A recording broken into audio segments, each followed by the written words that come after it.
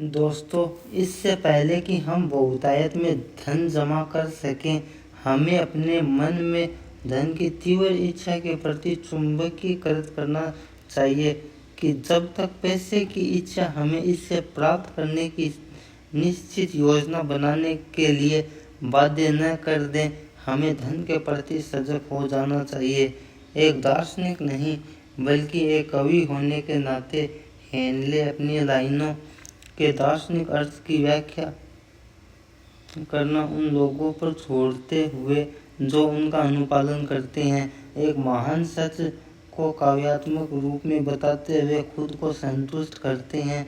थोड़ा थोड़ा करके सच स्वयं को सामने लाता है, जब तक कि यह अब निश्चित प्रतीत होने लगता है कि इस वीडियो में बताए गए सिद्धांतों में हमारे आर्थिक भाग्य पर महारत के रहस्य हैं। अब हम इन सिद्धांतों में से पहले की जांच करने के लिए तैयार हैं।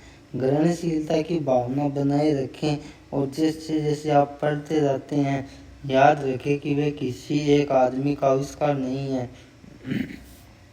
सिद्धांतों को 500 से अधिक ऐसे लोगों के जीवन के अनुभवों से एकत्र किया गया था जिन्होंने वास्तव में भारी मात्रा में धन जमा किया था। ऐसे लोगों से जिन्होंने गरीबी में लेकिन बहुत कम शिक्षा के साथ प्रभाव के बिना शुरुआत की थी। जिन सिद्धांतों ने इन लोगों के लिए काम किया, आप उन्हें अपने खुद के स्थायी लाभ के लिए काम करने के लिए उपयोग कर सकते हैं। यह करना आपको मुश्किल नहीं लगेगा, ये आसान होगा।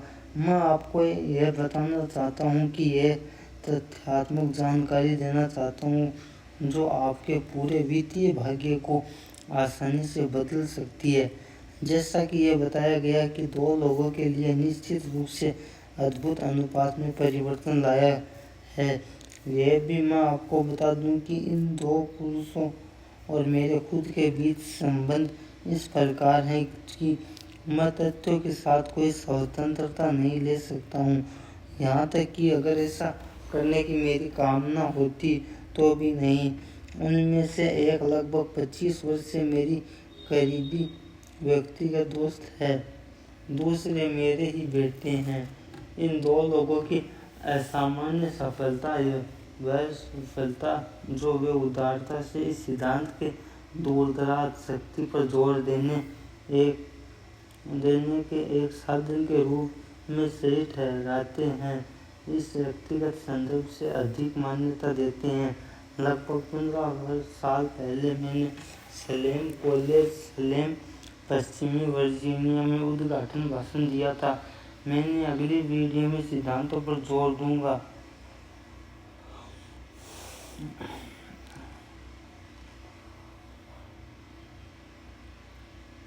इतनी तीव्रता के साथ कि स्नातक वर्ग के सदस्यों में से एक ने निश्चित रूप से इसे विनियोजित किया और इसे अपने खुद के दर्शन का हिस्सा बना लिया।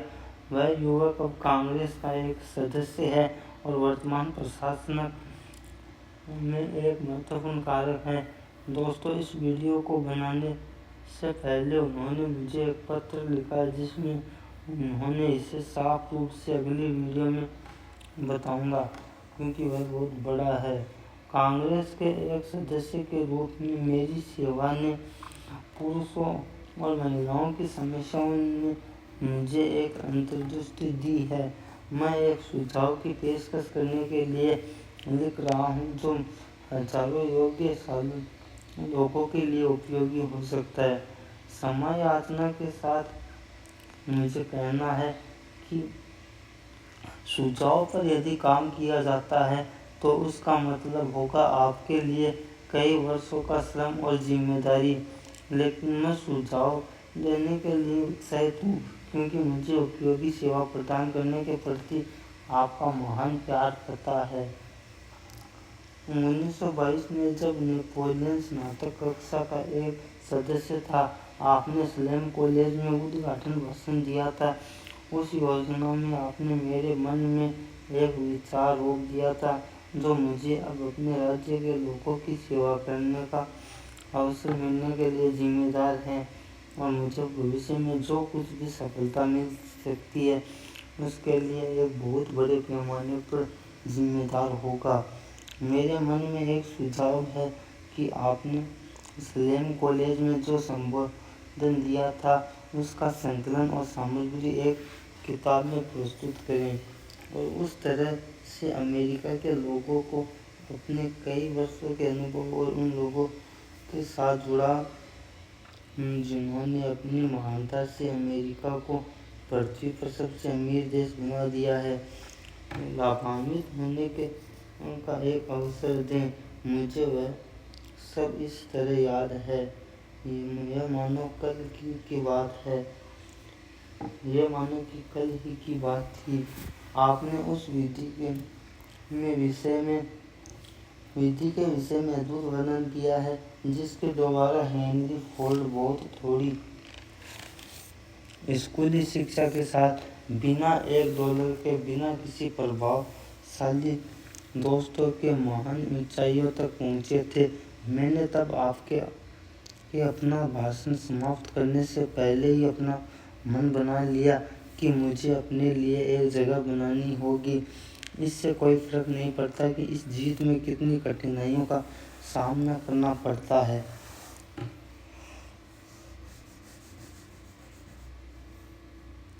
इस साल और अगले कुछ वर्षों के भीतर हजारों युवा लोगों की स्कूली शिक्षा पूरी हो जाएगी। उनमें से हर एक इस तरह के व्यावहारिक प्रोत्साहन के एक संदेश की मांग करेगा जैसा कि मैंने आपसे एक प्राप्त किया था। वे जानना चाहते होंगे कि जीवन में शुरुआत करने के लिए किधर मुड़ना है, क्या करना है। आप उन्हें बता सकते हैं क्योंकि आपने कई लोगों की इतनी सारी समस्याओं का समाधान करने में मदद की है। यदि कोई भी संभव तरीका है जिससे इतनी महान सेवा प्रदान करना आप वहन कर सकते हैं तो क्या मैं एक सुझाव की पेशकश कर सकता हूँ कि आप हर किताब में उस किताब के खरीदार को एक ऐसे पूर्ण आत्म आविष्कार का लाभ हो सकने में उनके कर्म में अपने व्यक्तिगत विश्लेषण सार में से एक को शामिल करें। उसी तरह संकेत करते हुए जैसा आपने सालों पहले मेरे लिए संकेत किया था कि सफलता के रास्ते में वास्तव में क्या खड़ा है। इस तरह की सेवा पाठकों को उनकी गलतियों और उनके गुणों के एक पूरे निष्पक्ष चित्र के साथ आपकी किताब उपलब्ध कराने का उनके लिए मतलब होगा। सफलता और विफलता के बीच का अंतर। यह सेवा अमूल्य होगी। लाखों लोग इस समय निराश के कारण एक वापसी के मंचन की समस्या से दो चार हो रहे हैं और मैं अपने निजी अनुभव से कहता हूँ, जब मैं कहता हूँ कि मैं जानता हूँ ये मेहनती लोग आपको अपनी समस्या बताने के अवसर और समाधान के लिए आपके सुझावों का स्वागत करेंगे। आप उन लोगों की समस्याओं को जानते हैं जिन्हें वे सब कुछ फिर से शुरुआत करने की आवश्यकता का सामना करना पड़ता है। अमेरिका में आज ऐसे हजारों लोग हैं जो जानना चाहते हैं कि वे अवधारणाओं के पैसे में कैसे बदल सकते हैं। जिन लोगों को शून्य से वित्त के बिना शुरुआत करनी है और अपने घाटे को संभालना है, यदि कोई उनकी मदद कर सकता है तो आप कर सकते हैं। जब एडविन सी ब्रंस 30 से अधिक साल पहले ऑरेंज न्यूजर्सी में मालगाड़ी से नीचे उतरे, भले वे एक भीखमंगे के समान दिखाई देते हो सकते हैं लेकिन उनके विचार एक राजा जैसे थे। जब उन्होंने रेल की पटरियों से थॉमस एडिसन के कार्यालय जाने का रास्ता पकड़ा तो उनका दिमाग काम में लगा हुआ था। उन्होंने अपने आप को एडिसन के समक्ष देखा। उन्होंने अपने आप को श्री एडिसन से अपने जीवन के जुनून के उपभोग का एक अवसर देने का अनुरोध किया तो वे सुना। महान आविष्कार का व्यापार साझीदार बनने के लिए धधकती हुई इच्छा ब्रंस की इच्छा एक उम्मीद भर नहीं थी, यह एक कामना भर नहीं थी, यह एक तीक्ष्ण धड़कती हुई इच्छा थी जो बाकी सब कुछ को पार कर सकती थी। यह सुनिश्चित थी जब उन्होंने एडिसन का दरवाज़ा खटखटाया तो यह इच्छा नहीं थी, यह ब्रंस पर एक लंबे समय से हावी इच्छा थी। शुरुआत में जब यह इच्छा पहली बार उनके दिमाग में प्रकट हुई, हो सकता है कि तब शायद यह केवल एक इच्छा थी, लेकिन जब वे इसके साथ एडिसन के समक्ष पेश हुए तब यह कोई मात्र इच्छा नहीं थी। कुछ साल बाद एडविन सी ब्रंस एक बार फिर एडिसन के सामने उसी कार्यालय में खड़े थे जहां उन्होंने पहली बार आविष्कारक से मुलाकात की थी। उनकी इच्छा इस बार वास्तविकता में बदल चुकी थी। वे एडिसन के साथ व्यापार में थे, उनके जीवन पर हावी होने वाला सपना एक वास्तविकता बन गया था। आज जो लोग ब्रंस को जानते हैं वे जीवन में उन्हें मिले ब्रेक की वजह से उनसे ईर्ष्या करते हैं, वे उनकी सफलता की वजह से जांच करने की मुसीबत समझे बिना स्वयं को उनकी जीत के दिनों में देखते हैं। ब्रंस सफल रहे क्योंकि उन्होंने एक सुनिश्चित लक्ष्य चुना। उन्होंने अपनी सारी ऊर्जा, अपनी सारी इच्छा शक्ति, अपने सारे प्रयास, अपना सब कुछ उस लक्ष्य के पीछे लगा दिया था। वे पहले दिन ही एडिसन के साझेदार नहीं बने, वे सेवक के काम से शुरू करने की सामग्री थे, जब तक कि यह उन्होंने अपने पोषित लक्ष्य की ओर एक कदम उठाने का एक अवसर प्रदान करता है। वे जिस अवसर की तलाश में थे उसके उपस्थित होने से पहले 5 साल बीत गए थे। उन सभी वर्षों के दौरान आशा की एक भी किरण नहीं थी। उनकी इच्छा की प्राप्ति का उनसे एक भी वादा नहीं किया गया था।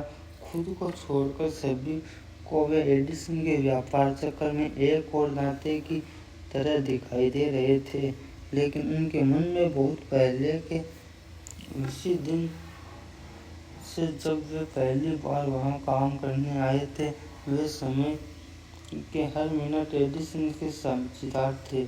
यह निश्चित इच्छा शक्ति का एक उदाहरण है। ब्रंस ने अपने लक्ष्य को जीता क्योंकि वे और कुछ भी चाहते थे। उनकी तुलना में उनका श्री एडिसन का व्यापार साझेदार बनने की इच्छा अधिक थी। उन्होंने एक योजना बनाई जिसके द्वारा उस उद्देश्य को प्राप्त करना था, लेकिन अपने पीछे के सभी फूलों को जला दिया। वे अपनी इच्छा के खड़े थे जब तक कि यह इच्छा उनके जीवन का एक हावी जुनून और अंत में एक तथ्य न बन गया। तो दोस्तों, आज की इस वीडियो में बस इतना ही है। अगर वीडियो से कुछ नया सीखने को मिला है तो सब्सक्राइब करें मेरे फाइनेंशियल एजुकेशन चैनल को और सीखते रहिए बिजनेस से जुड़े सभी knowledge. Thanks for watching my video.